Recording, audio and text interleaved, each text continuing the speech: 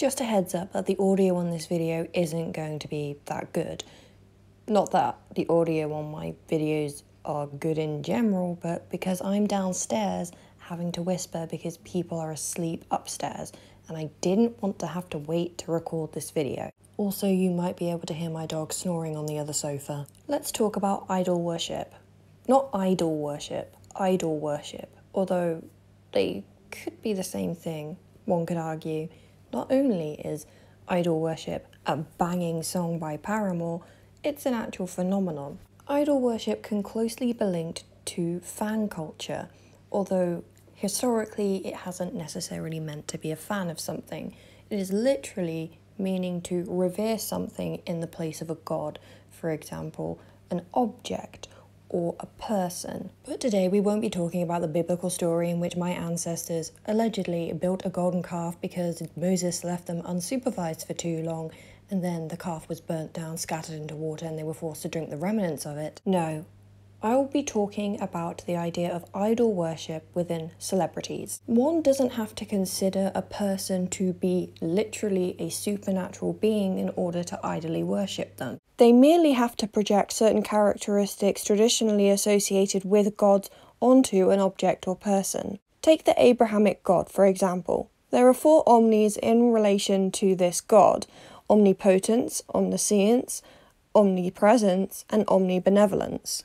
These characteristics of a supernatural god aren't exactly used in the same manner in regards to fan culture, because people who are fans don't actually believe that their idol is omnipresent, for example, that they're everywhere at once throughout the entire world. But a person may prescribe these characteristics or attributes upon someone in certain circumstances. For example, a YouTuber who has a Discord server can appear to be omnipotent and omnipresent because they have power in that server. They can be all-powerful and add and remove people.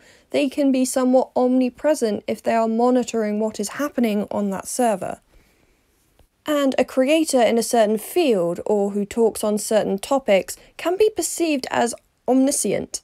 They may have a wide array of knowledge that can make them seem all-knowing, and a certain PR image or front that they place online can seem omnibenevolent or good. I would like to delve further into the problems idolization has, both for the object or subject of idolization and for those idolizing them. To contextualize exactly what I'm talking about, I will be referring to the subject of idolization as celebrity or influencer. In philosophy and in religion, these 4 attributes all combine together to make a perfect being.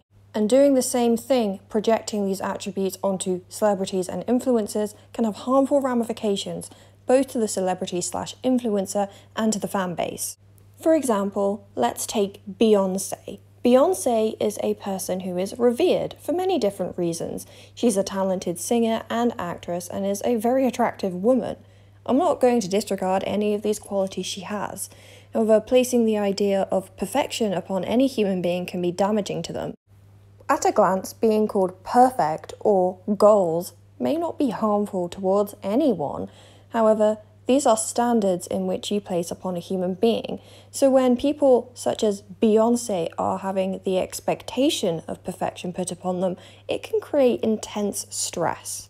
It can also have an adverse reaction with supporters when they have this expectation of perfection upon, for example, a YouTuber, and when they are presented with something that indicates that they are not in fact perfect, it can cause hostility.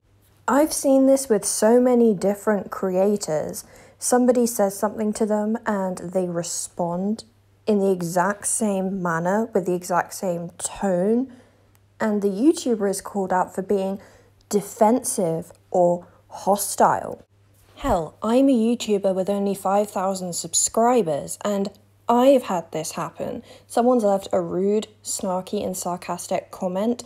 I've responded, and other people have said, "Wow, I thought you were better than this. You're so low," giving in to the hate. And it's like, but I never claimed I wasn't petty and that I wasn't defensive. In fact, those are 2 character flaws I have.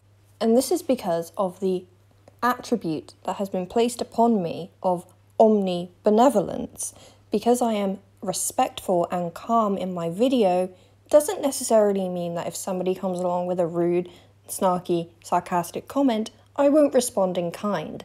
Somehow, because I am a public figure, it means I am no longer allowed to stoop to the same levels. And I do get comments saying that I am perfect. This has happened to me before. People have placed me on a pedestal because of my content, not knowing much about me as a person. Yes, I try and be kind and respectful, but if someone comes at me with a certain attitude, I am not afraid to mirror that attitude. And it's the same with many different micro creators. Because we are creators with some kind of platform, we're expected to be balanced and respond in perfect ways with absolute calm and without emotion, forgetting that we are also people too. So not only does the ideal of perfection create stress upon a person, when they actually demonstrate that they are in fact a human being, it can cause confusion with people who have placed the standard upon them. I can't recall an instance in the year that I've made YouTube videos where I have disproportionately responded to a person. I try and mirror their tone and attitude and get my point across as calmly as humanly possible, depending on how hostile they were to me. Yet people still expect me to be calm and balanced. And then there is also the burden of omniscience, all-knowing, because I and several other people talk on specific topics. People may assume that we know a lot about them, and I do. I know about the things I talk about, but I'm not an expert. I've never claimed to be an expert. I've never claimed to be a professional. I've never claimed to be a psychologist or a psychiatrist. I have never claimed to be an educational channel or an educational service, and I actually deny being a mental health advocate because of the connotations that has on YouTube, since every single mental health advocate on YouTube has turned out to be pretty awful. I stay away from that term, despite the fact that I do actually advocate for mental health. Yet despite this, and being a micro channel, I too receive comments and DMs asking for advice on some serious topics. What's important to note is that while I am not a psychiatrist or a psychologist, I'm also not your psychiatrist or your psychologist. I'm not qualified to give that type of advice or give any type of treatment, and even if I were qualified and I did have the credentials, I cannot give it to you because that would break ethical guidelines. Because you already have prior knowledge of me. You know a lot about me, but I don't know a lot about you. Therefore, it's not ethical, and I cannot have a client-practitioner relationship with any of my viewers. So I've covered several examples of how this idolization can harm the influencer or celebrity, but how can it harm fans? The previously mentioned characteristics can affect fans in numerous different ways. For example, they already have the notion that the person is all good and perhaps all-knowing or very knowledgeable. And this can lead fans to be easily exploited. For example, should an influencer end up in the DMs with a fan, this fan has the idea that they are perfect, they are a good person, and they are knowledgeable. If they're in a Discord server, they also are omnipresent. They're moderating, they can see everything, and also they're omnipotent. They have the power to kick somebody if they act out of line, causing the power imbalance that I mentioned. And so, with all of these preconceived notions about an influencer, if you end up in the DMs with one of them, you're likely to go along with anything they say if you're a particularly vulnerable person, because you're assuming that their intentions are always going to be good. They are always going to be of the highest moral standard. There is also another religious element that comes into play, the community. Like with gods, there is a community surrounding the influencer or the celebrity, the fandom itself, the community itself. There is always the chance that if you go against what they ask of you in private or deny them something in private, they can use the other members' preconceived notions of them being good to shun you, excommunicate you from the community, they can ban you from their server, cutting you off from both the influencer you revere and admire and the community. If you look at some testimonies from escaped cult members, a common mention of fear they have is being removed from their family, from their friends, from their social network. They might not even believe or revere in the God anymore, but they may fear losing those they love the most. This is especially prevalent in today's influencer culture, with YouTuber culture, with Instagram famous people culture, TikTok culture. People are spending more and more time online rather than outside, therefore meeting friends and partaking in communities online, especially during the lockdowns of this year. And the most likely people to take part in these communities are minors and young adults who want to be validated by the community. And if an influencer takes a notice in them, they'll want to be validated by them especially. When that influencer has targeted specifically a minor who is a vulnerable person and seeks to exploit them, terrible things can happen. And this kind of exploitation happens every single day, with differing types and differing severity levels. For example, when Nin tells her patrons that they are the only reason she's not homeless and can eat, they feel inclined and obligated to continue pledging towards her. This is a form of manipulation and exploitation, because Patreon is not a charity fundraiser. It's a service intended to supply a demand. And in this particular instance, there was a demand for the perks to be met, but there was no supply of it from this particular creator. So why would someone continue to pledge to someone who is not meeting their demands? Idolization. Nin is seen to be an omnibenevolent person, a kind person, with compassion, an almost perfect person. And this was being used in order to reinforce her audience's loyalty, in this specific case her patron audience's loyalty towards her, because she wasn't really going to lose her home. She wasn't really going to not be able to eat. However, her fans' idolization of her was readily there for her to exploit and manipulate. And then there are forms of exploitation which could arguably be far more severe and far more personal, such as the exploitation that Cryotics fans, for example, would have endured. So I want to summarise this section.